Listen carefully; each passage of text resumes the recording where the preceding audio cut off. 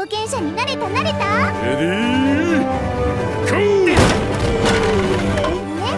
さっき私を守ろうとしてくれてすっごい嬉しかったよ。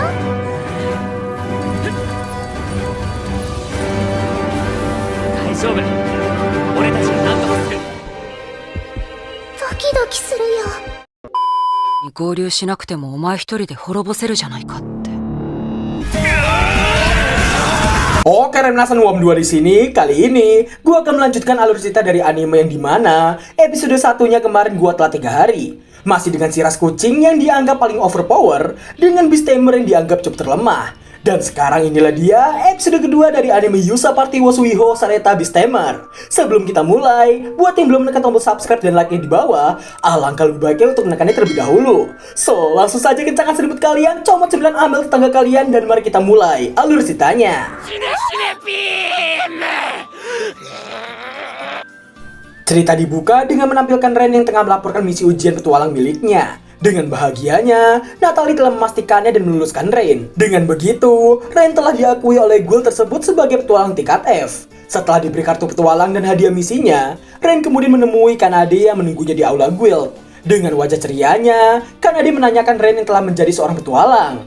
Setelah menyelamatinya, Ren pun memberitahu dirinya ingin mengambil misi. Dirinya nampak mengajak Kanade dan Kanade yang sangat bersemangat untuk mengambil misinya. Namun, tak lama berselang, seorang pria yang nampak mencurigakan muncul dan nampak mengincar Kanade.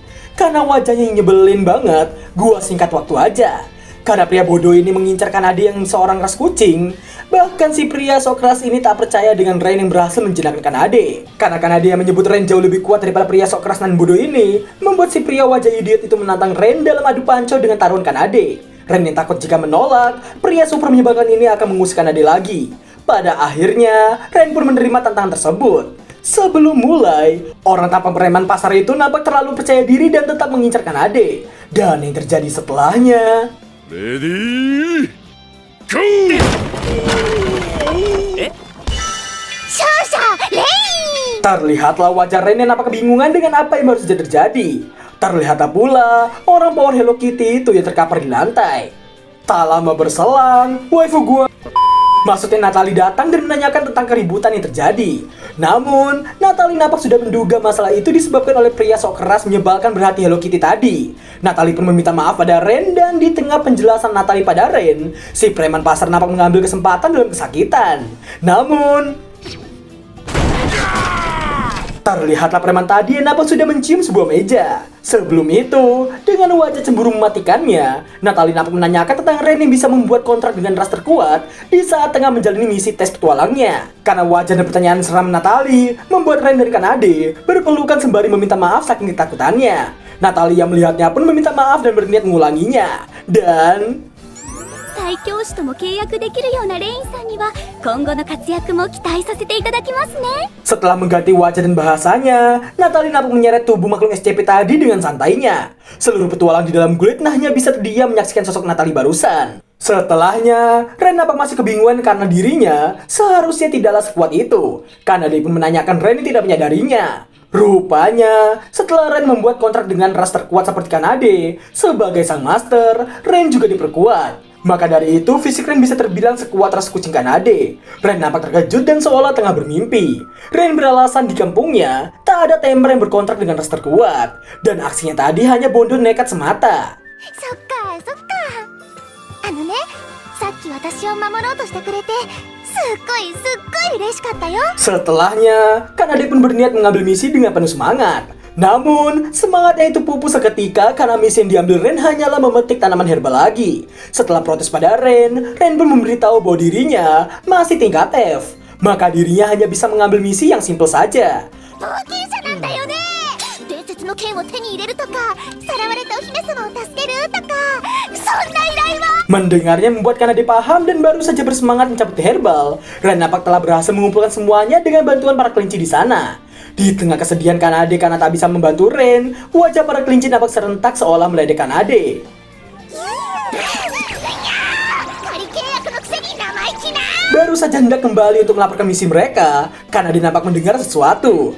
Dan singkat waktu, setelah melihat seorang pria tua yang dapat dikerumuni oleh makhluk SCP yang menamai diri mereka dengan sebutan taring hitam, di mana si pria tua rupanya ditinggalkan oleh petualang yang mengawalnya. Karena tidak ada waktu lagi, Ren berniat langsung membantunya. Karena melihat tekad kuat tuannya itu, karena dia pun luluh dan sudah menduga tuannya memanglah sangat baik, Ren pun membagi tugas, di mana Ren akan menerjang mereka dan karena dia diminta melindungi si kakek. Dan kemudian なんだ terlihat Kanade yang telah menghampiri si kakek dan Ren yang bertarung dengan sangat baik. Karena dia rupanya merasa khawatir, di mana Ren yang memiliki potensi sebagai Beastamer sejati, berkat berkontak dengan dirinya, Ren telah mendapatkan kekuatan ras kucing. Sembari terus menyerang para bandit, karena dia merasa khawatir mengenai tubuh Ren yang bisa beradaptasi dengan kekuatan barunya itu. Karena dia takut jika itu akan merusak tubuh Ren. Di tengah rasa khawatirnya itu, terlihat Ren yang mampu bertarung dengan sangat baik dan bahkan karena dia menganggap tuannya itu sangatlah hebat. Dan dirinya juga menganggap rasa cemas saya tadi itu sia-sia ketika para bandit menerjang sosok Ren di saat yang bersamaan. 戦われんから目が離せない。なんでだろう。ドキドキするよ。 Setelah selesai membasmi para bandit SCP itu, wajah Kanade nampak masih memerah dan baru tersadar setelahnya. Karena dia memberitahu si kakek juga tidak terluka. Ren kemudian menanyakan wajah Kanade yang memerah. Dirinya mengira Kanade tengah terluka. Karena dia pun tidak membenarkannya dan memuji kehebatan Ren. Rupanya, Ren memberitahukan bahwa dirinya berlatih bela diri supaya tidak melukai hewan di saat ingin dijinakan. Kakek itu nampak berterima kasih karena telah menolong dirinya. Ren pun mengatakan si kakek yang merupakan seorang pedagang, namun ceroboh karena tidak membawa pengawal. Sang kakek pun memberitahu dirinya telah membawanya, namun mereka justru kabur ketika situasi memburuk. Ren dan Kanade pun menganggap mereka sangatlah buruk. Sang kakek kemudian memperingati Ren dan Kanade untuk cepat kabur, karena taring hitam akan selalu membalaskan kawan-kawannya yang telah kalah. Setelahnya, Ren nampak berpikir singkat dan じゃあ全員捕まえるか。 Kanade pun nampak ikut dengan Ren untuk menangkap para taring hitam. Singkat cerita, setelah menemukan markas para taring hitam, Kanade pun menanyakan rencana mereka selanjutnya. Seekor lebah kemudian datang menghampiri Ren dan Ren berniat memakai lebah tersebut. Lebah itu berjenis abi dan merupakan lebah yang cukup spesial, di mana ketika tersengat oleh sengatannya, maka tubuh akan bisa bergerak selama 12 jam. Karena dia memuji kehebatannya, namun karena diturut menanyakan mengapa Ren bisa menjinakkan serangga. Ren pun memberitahukan itu adalah subclass Insectamer yang bisa menjinakkan serangga. Ren memberitahu bahwa dirinya mengikuti pelatihan Insectamer di kampungnya dulu. Ren kemudian meminta Kanade untuk pergi ke kota dan meminta bantuan. Karena dia mengkhawatirkan tuannya itu. Namun, Ren memberitahu bahwa menangkap 100 bandit itu butuh banyak orang. Ren meminta Kanade untuk mengajak petualang dan kesatria. Dan pada akhirnya, Kanade pun pergi untuk mengambil bantuan. Baru saja pergi, banyak lebah yang telah datang menghampiri Ren dan kemudian...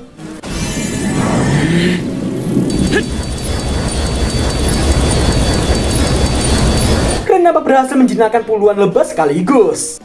Shin berpindah ke Lin dan Mina yang terengah-engah seolah habis kabur dari sesuatu. Rupanya, mereka adalah party yang mengawal si kakek dan kabur ketika tahu para bandit dari taring hitam. Dan pada akhirnya, Lin menyalahkan semuanya pada pria yang baru saja bergabung dengan party mereka. Lin menyalahkannya karena tidak melindungi mereka yang tengah merapal sihir dan justru kabur terlebih dahulu. Pria itu pun emosi karena dirinya hanyalah seorang Beastamer. Maka dari itu dirinya tidak ahli dalam bertarung. Lin nampak membandingkannya dengan Ren yang selalu bertarung di garis depan. Mina kemudian mempertanyakan pria itu yang tidak lebih teliti dalam mengintai area. Rupanya, pria itu hanya memakai seekor tupai yang pastinya takkan bisa mengawasi seluruh area. Lin pun menambahkan pria itu seharusnya menjinakkan 10 atau 20 ekor. Setelah mendengar perintah dan hinaan Lin, 何言ってるんだ。できるわけないだろう。そんなこと。 pria itu memberitahukan jangankan 10, 2 ekor saja takkan bisa. Sembari Shin memperlihatkan puluhan lebah Ren tadi, pria itu memberitahu normalnya Beastamer hanya bisa menjinakkan 1 hewan. Dan jika menjinakkan banyak hewan sekaligus, sistem syaraf bisa terbakar. Pria itu juga mengatai mereka yang menuntut hal gila baginya. Mendengar yang membuat Lin terkejut dan menanyakan maksudnya. Dirinya juga mengingat Ren yang bisa menjinakkan banyak hewan dengan santainya.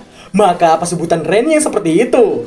Lin nampak masih tidak percaya dan menganggap pria di hadapannya itu sebagai pembohong. Dan singkat waktu, karena tak mau reputasi party pahlawan terkotori, Lin mengancam pria itu dengan sihirnya supaya si pria mau mengakui kegagalan misi adalah karena dirinya sendiri. Karena ketakutan, pria itu belum menerimanya sembari lari terbirit-birit dari sana. Lin kemudian masih berpikiran bahwa tak mungkin Ren lebih ahli daripada orang lain. Singkat waktu, setelah berhasil menumbangkan semua bandit taring hitam dengan menggunakan puluhan lebah, Ren pun melepaskan kontraknya dari para lebah. Dan tak lama berselang, karena dia datang membawa bala bantuan. Terlihatlah mereka yang sudah mulai meringkus para bandit. Dan Ren yang melihat bala bantuan yang ada hanya berasal dari para petualang. Salah seorang petualang memberitahu kesatria takkan datang, karena mereka merasa tak ada waktu mengurus pencuri kecil.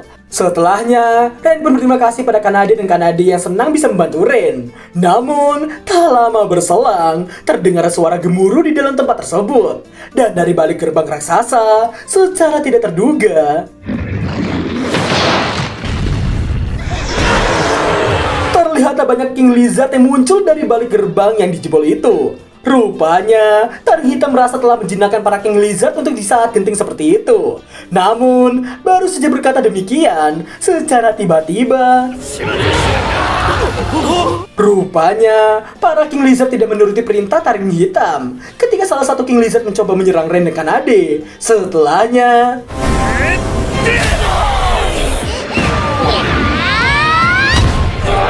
Ren pun meminta para petualang lainnya untuk membawa para bandit keluar, karena para petualang khawatir. Namun, setelah para petualang keluar dari goa dan memindahkan para King Lizard pada Ren dan Kanade, Ren pun penasaran dirinya yang lama akan berbuat apa. Ketika masih di party pahlawan, dirinya merasa tak akan bisa melakukan apapun. Namun, saat ini sangatlah berbeda.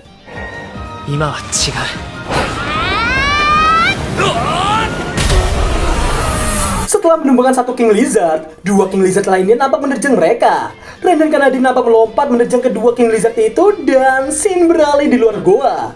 Para petualang nampak mengkhawatirkan Ren dan Kanade. Mereka yang khawatir karena jumlah King Lizard yang sangat banyak. Namun tak lama berselang, Ren dan Kanade keluar yang sontak saja membuat semua petualang di luar goa menjadi senang melihatnya. Mereka keluar dengan heroiknya sembari membawa banyak kristal sihir dari para King Lizard tadi. Para petualang pun nampak memuji kehebatan Ren dan Kanade. Ren nampak sangat senang karena mereka yang mengakui dirinya. Ren kemudian mengingat party pahlawannya dulu sembari terus menganggap dirinya sendiri tidaklah berguna. Ren kemudian menoleh ke arah Kanade dan berterima kasih padanya. Ren merasa jika bersama dengan Kanade, dirinya merasa bisa melakukan apapun. Kanade yang mendengarnya pun turut bahagia dibuatnya. Kanade to issho nara, ore wa nande mo dekiru you na kiga suru nda. レイ Dan berakhirlah Alucita Anime Beast Tamer episode kedua. Karena mood, gue akan memberikan komentar tapi sepiring aja. Pertama, meski terbilang epic, namun tiap adegan pertarungan di dalam anime ini kurang seru jika dilihat dari battle scene-nya. Yang padahal anime ini bergenre action fantasi. Seharusnya battle scene-nya bisa digarap lebih baik lagi. Bukan hanya scene yang digeser-geser dan tonjokan singkat. Dan berakhir dengan kemenangan sang MC dan sang heroin. Semoga saja di battle scene selanjutnya akan menampilkan adegan yang lebih menendang. Dan jika dari penilaian positif gua sangat menyukai adegan di mana Beast Tamer biasa menjelaskan tentang normalnya seorang Beast Tamer pada Mina dan Lin tadi. Itu membuktikan betapa overpowernya Ren dalam anime ini. Jadi ya untuk itu gua akan memberikan rating 9,0/10 untuk episode kedua ini. So, gua ucapin terima kasih banyak buat kalian yang sudah menonton Gakri Video dan sampai jumpa di episode ketiga minggu depan. Bye bye.